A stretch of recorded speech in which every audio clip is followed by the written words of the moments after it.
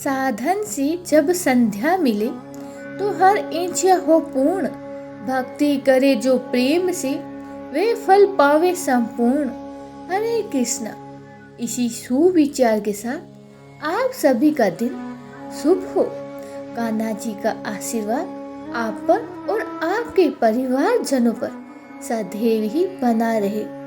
इससे पहले का अध्याय सुनने के लिए आप सभी का बहुत बहुत धन्यवाद। आज सुनिए कार्तिक मास महात्म का चौथा अध्याय।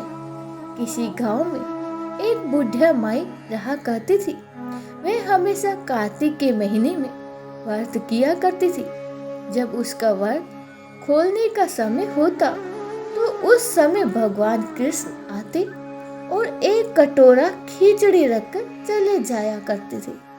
उस बुढ़िया माई के पास वाले घर में एक दूसरी औरत रहा करती थी जो हमेशा ये देखती। उसको बुढ़िया माई से बहुत ही जलन हुआ करती थी। इसका तो कोई भी नहीं है, फिर भी इसे खाने के लिए खिचड़ी मिल ही जाती है। एक दिन कार्तिक के महीने में स्नान करने के बाद वह बुढ़िया माई गंगा जी में नहाने गई और उसके जाने के बाद भगवान श्री कृष्ण ने उसके लिए खिचड़ी का कटोरा उसके घर पर रख दिया। पड़ोसन ने देखा कि खिचड़ी का कटोरा रखा हुआ है और बुढ़िया माई घर पर नहीं है, तो उसने खिचड़ी का वह कटोरा उठाकर घर के पिछवाड़े फेंक दिया। जब बुढ़िया माई कार्तिक स्नान करके आई, घर वापस लौट कर आई तो उन्हें वह खिचड़ी का कटोरा नहीं मिला, तो वह फिर तो उस दिन भूख ही रह गई। वह बुढ़िया माई बार बार एक ही बात दोहराते रही कि कहाँ गई मेरी खिचड़ी और कहाँ गया मेरा खिचड़ी का कटोरा। बुढ़िया माई तो हर दिन उस खिचड़ी के कटोरे से पहले भगवान कृष्ण को भोग लगाती, फिर खुद खाती। उस दिन ना तो बुढ़िया माई ने खिचड़ी खाई, ना ही उन्होंने भगवान को भोग लगाया। उधर बुढ़िया माई की पड़ोसन ने जहाँ खिचड़ी का कटोरा फेंका था वहां पर एक पौधा उगा और उसमें बहुत ही सुंदर 2 फूल खिल गए। एक बार उस राज्य का राजा उस ओर से निकला तो उसने उन दोनों फूलों को देखा, तो उसने वह दोनों फूल तोड़ लिए और अपने महल में ले आया। महल में लौटकर उसने वह फूल अपने पत्नी यानी रानी को दे दिया। जब रानी ने उन फूलों को सूंघा तो वह गर्भवती हो गई। कुछ समय के बाद रानी ने 2 सुंदर पुत्रों को जन्म दिया। राजा के दोनों पुत्र वह राजकुमार जब बड़े हुए तो वह किसी से बोलते नहीं थे, लेकिन जब वे दोनों शिकार पर जाते तो रास्ते में वही बुढ़िया माई उनको मिलती, तो अब वह तक वही कहती रहती थी कि कहाँ गई मेरी खिचड़ी और कहाँ गया मेरा खिचड़ी का कटोरा। उस बुढ़िया माई की बात सुनकर दोनों बालक कहते, हम तुम्हारी खिचड़ी हैं, हम ही तुम्हारा कटोरा। ऐसा हर बार होता। जब भी वे दोनों बालक शिकार पर जाते, जब भी बुढ़िया माई मिलती तो दोनों एक दूसरे के साथ मिलकर यही कहते। बुढ़िया माई भी यही कहती। एक बार राजा के कानों में यह बात पड़ गई। राजा को सुनकर बड़ा ही आश्चर्य हुआ कि दोनों लड़के तो यहाँ महल में किसी से बात नहीं करते, कभी बोलते ही नहीं, फिर ये बुढ़िया माई से कैसे बात कर लेते हैं। राजा ने सोचा सारी हकीकत को जानना चाहिए। राजा ने बुढ़िया माई को अपने महल में बुलवाया और कहा, बुढ़िया माई, हमसे तो यह दोनों किसी से भी नहीं बोलते, लेकिन हमने सुना है कि तुमसे ये दोनों बातें करते हैं।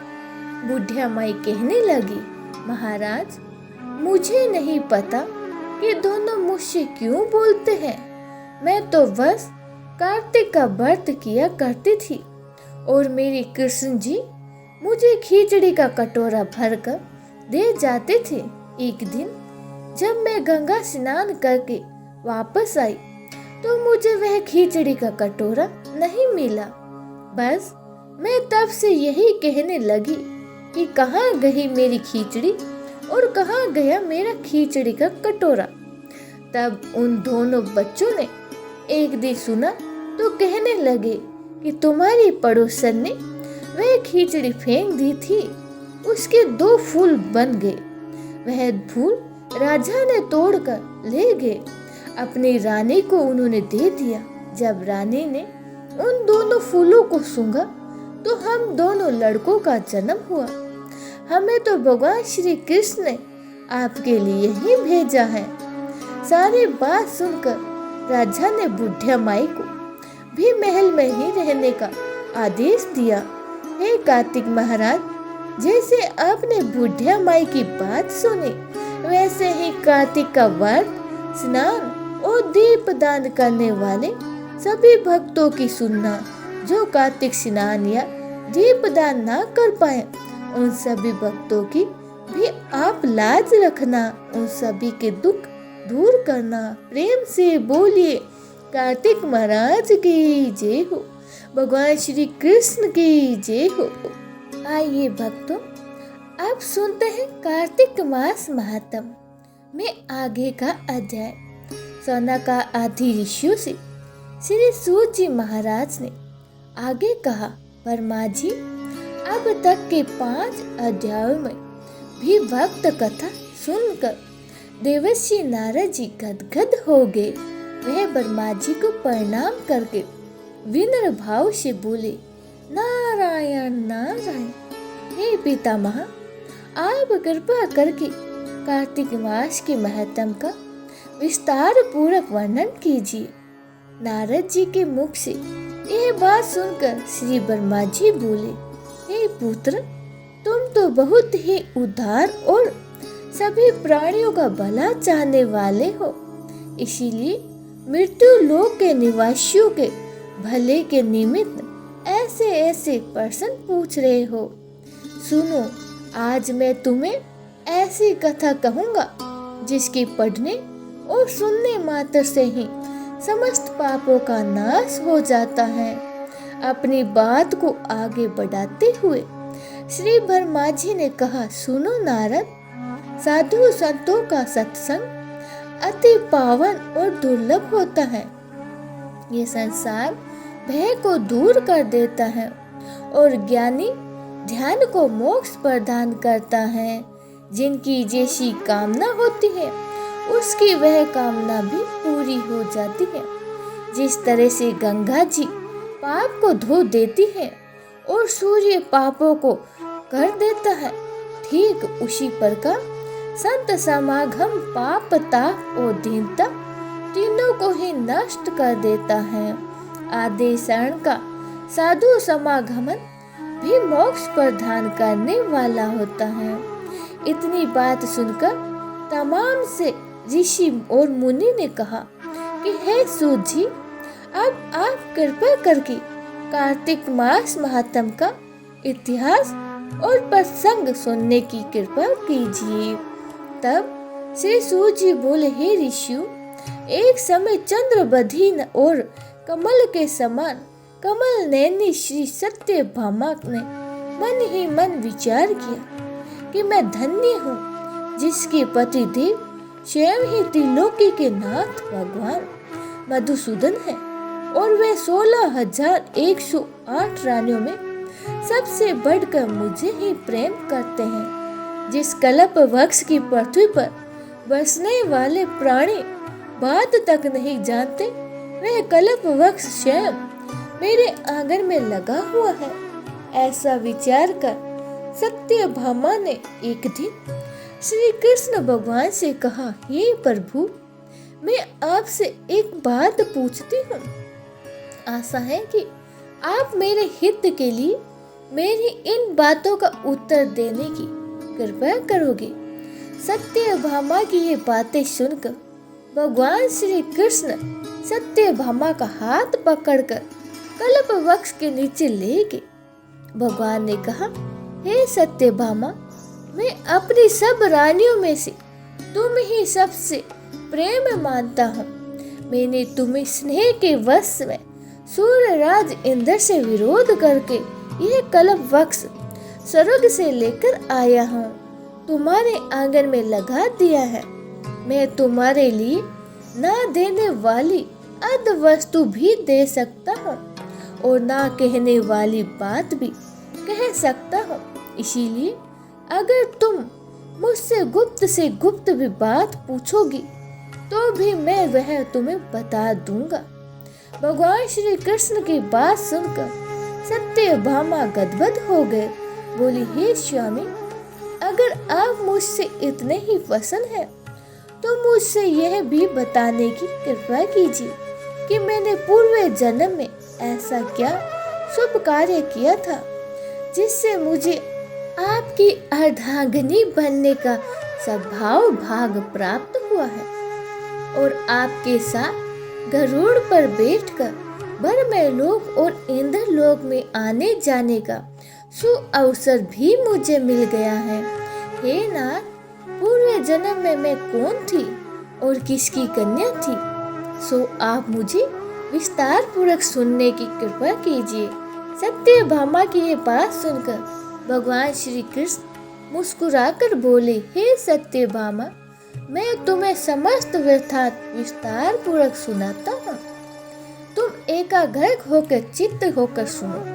सतयुग के अंत में मायापुर नगर के अतरिक कुल में देव शर्मा नामक 4 वेदों, 6 शास्त्रों और 18 पुराणों का ज्ञाता एक ब्राह्मण रहा करता था। वह भगवान सूर्य नारायण का अनन्य भक्त था और रात दिन अतिथियों की सेवा में लगा रहता था। उसकी कोई संतान नहीं थी। फिर बड़ी आयु में उसे कन्या हुई जिसका नाम गुणवती रखा गया था। देव शर्मा ने अपने एक शिष्य जिनका नाम था चंद्र प्रकाश था, उसके साथ अपनी कन्या गुणवती का विवाह कर दिया। चंद्र प्रकाश अपने ससुर की पिता के समान सेवा किया करता था। एक दिन देव शर्मा अपने दामाद को साथ लेकर लकड़ियां काटने वन में गए।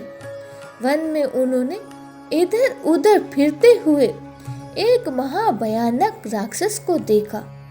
उसको देखकर उन दोनों के हाथ पैर फूल गए और भागने में असमर्थ होने के कारण वे दोनों उस राक्षस के हाथों से मारे गए। परंतु उस क्षेत्र में और अपनी भक्ति के प्रभाव के कारण वे मेरे वैकुंठ धाम को चले आए। जैसे मेघ द्वारा वर्षा हुआ जल सभी नदियों द्वारा समुद्र में प्रवेश कर जाता है, ठीक उसी तरह श्री गणेश, शिवजी, सूर्य देव और श्री हरि इनमें से किसी भी देवता की भक्ति और उपासना करने से वह हमें ही प्राप्त होता है।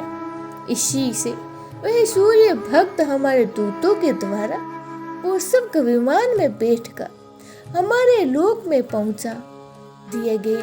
इधर उन दोनों के मरने की खबर सुनकर वती ने बहुत ही विलाप किया। रो रो कर कहने लगी, हे पिता, हे पतिदेव, अब मैं कैसे जीवित रह सकूंगी। हाय हाय, तो मुझे किसके भरोसे छोड़कर कहाँ चले गए। अब मेरे खाने पीने का प्रबंध कहाँ से हो सकेगा। हे तात, मेरा कौन है, ठीक आना है। इस प्रकार गुणवती विलाप करती हुई पृथ्वी पर गिरकर मूर्छित हो गई। और जब उसे होश आया तो घर का सब सामान बेचकर उसने अपने पति और पिता की अंतक्रिया की। फिर संसार से रोग्य लेकर भक्ति में लीन रहने लगी।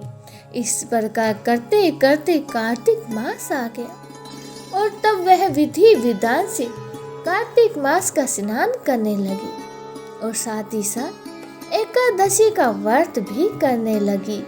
यह दोनों ही व्रत भगवान को अति प्रिय हैं और मुक्ति और ऐश्वर्य प्रदान करने वाले हैं।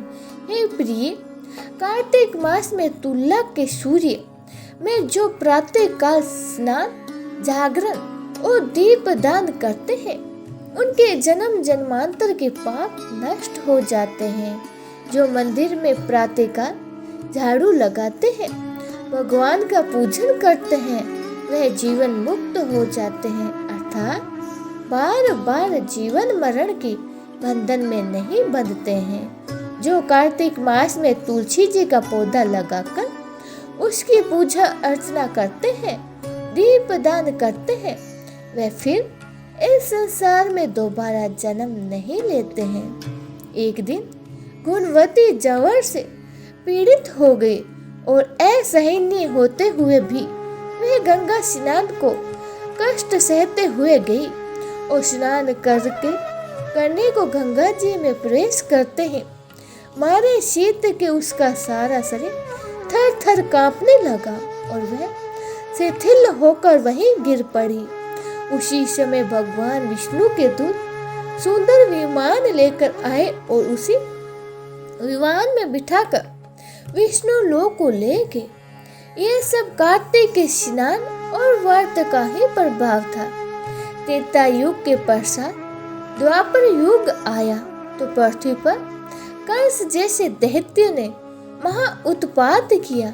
उस समय श्री ब्रह्मा आदि समस्त देवताओं द्वारा प्रार्थना किए जाने पर पृथ्वी का भार उतारने को मैंने कृष्ण अवतार धारण किया। उस समय जितने भी हमारे विष्णु गण थे वे मेरे साथ मैं यादवों के रूप में ग्वाल बाल होकर पृथ्वी पर अवतरित हुए और देव शर्मा जो तुम्हारे पिता थे वह भी पृथ्वी पर अवतरित हुए और सत्यभामा उस जन्म में देव शर्मा का नाम क्षत्रिय हुआ और चंद्र प्रकार पृथ्वी पर जन्म धारण करके इस जन्म में अक्रूर जी हुए।